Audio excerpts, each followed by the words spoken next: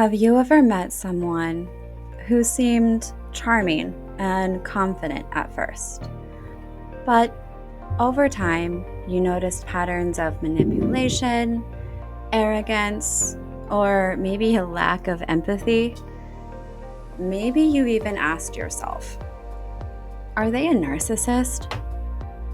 Here's the thing. Narcissist is a word we all hear all the time now.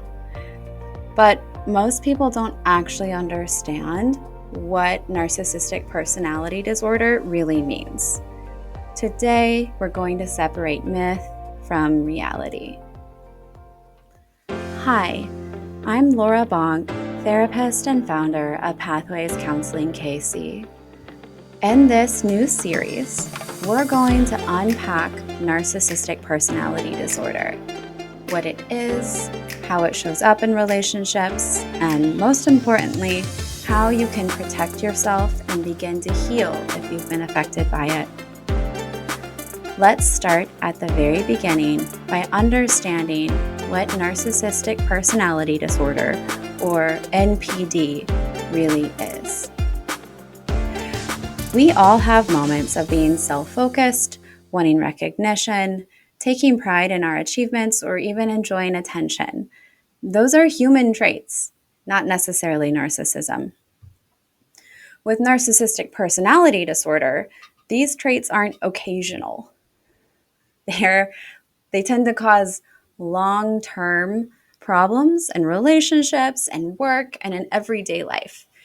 They're consistent, rigid, and extreme. For example, someone with narcissistic traits might come across as arrogant every once in a while, but someone with narcissistic personality disorder will regularly dismiss people's feelings, constantly demand admiration, and become defensive or even hostile when criticized.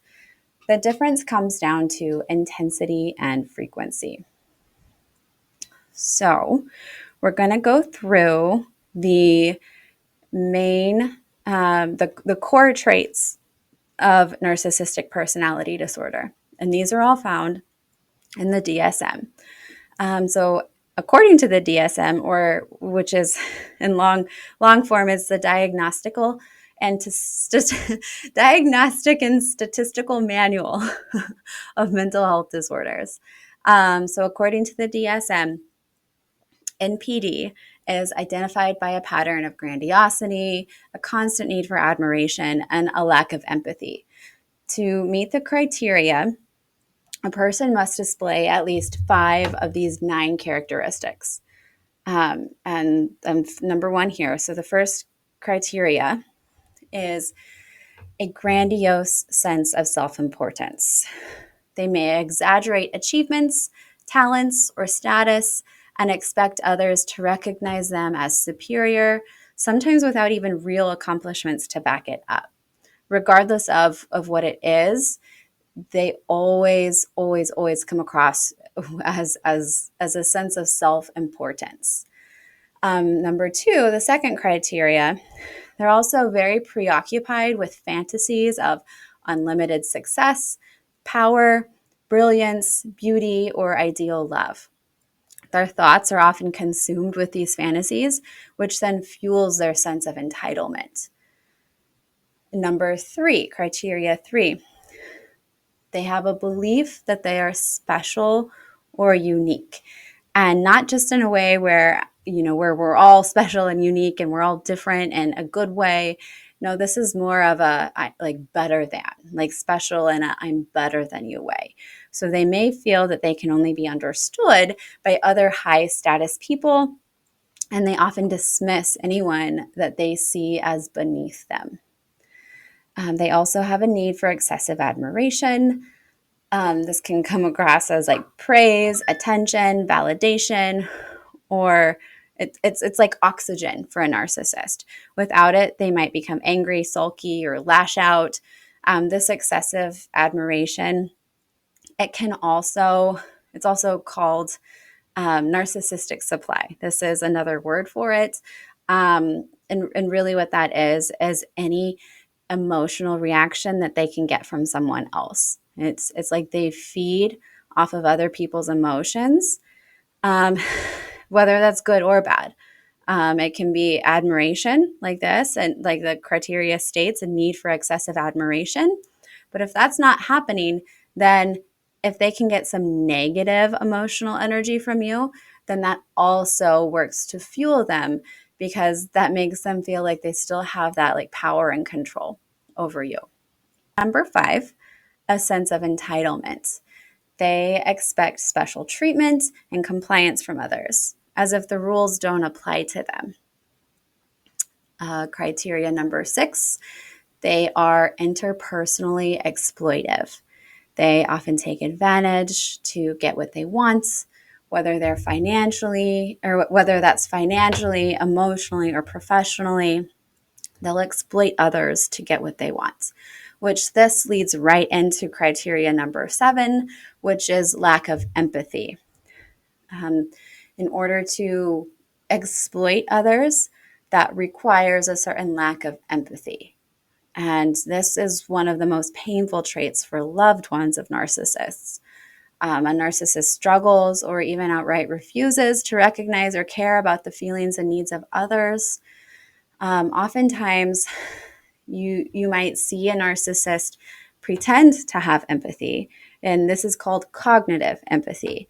Narcissists can express cognitive empathy, where they understand how a human might be feeling in a certain situation, or what a human would normally feel, and they can sort of pretend to have that empathy. And even at times, narcissists can claim that they are empaths, when in fact, all of this is just cognitive empathy. And it's not real empathy. They're not actually feeling empathy for others. And that's a really, really painful one. Criteria 8, they are often envious of others, or believe that others are envious of them. They may downplay others' successes, or even assume that other people are jealous of them, when that's just not the case. Criteria number 9, they can show very arrogant or haughty behaviors or attitudes. And this can look like being dismissive of others. They can be condescending, acting as though they're always the smartest person in the room. Sometimes this is very noticeable. Sometimes it's kind of under the surface and it just makes you feel that way, but there's no overt reason why. And in this way, it can be very, very sort of underneath the surface, and to the point where it takes a while to figure out what's going on. So all of that to say, it's not usually, or it doesn't always have to be over the top arrogance. It can sometimes be underneath the surface.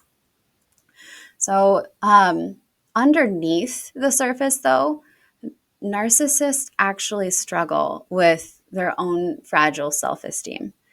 They wouldn't ever admit it, most likely. Very few people with true narcissistic personality disorder will have the ability to look inwards and self-reflect and see that they have a fragile self-esteem.